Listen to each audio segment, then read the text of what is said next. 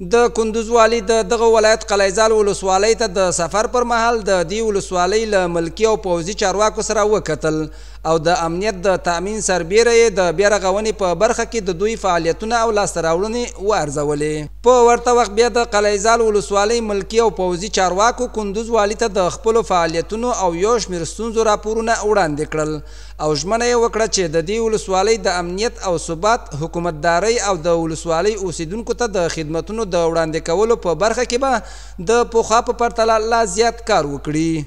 بل لور ته د کندوز والي الحاج مولا نثار احمد نصرت په بیلابیلو برخو کې د دغې ولسوالۍ د ملکي او پوځي چارواکو هڅې وستایلې او له سیمه ییزو چارواکو یې وغوښتل چې د خلکو د ستونزو په هواري کې لا زیاتې هڅې وکړي.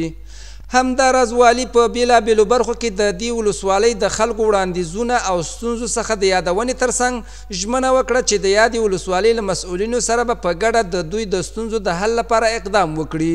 او نوموړي په دغه ولسوالۍ کې د دولتي ادارو ترمنځ په لا زیاتې همغږۍ ټینګار وکړ.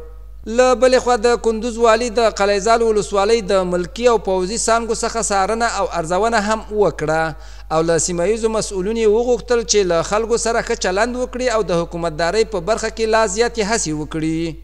د کندوز والي په داسې حال کې قلعهزال ولسوالۍ ته سفر کوي چې تر دې مخکې د ملکي او پوځي ادارو د څارنې او کتنې او د خلکو د ستونزو اورېدو په موخه د دغه ولایت یو شمېر نورو ولسوالیو ته هم سفرونه کړي وو.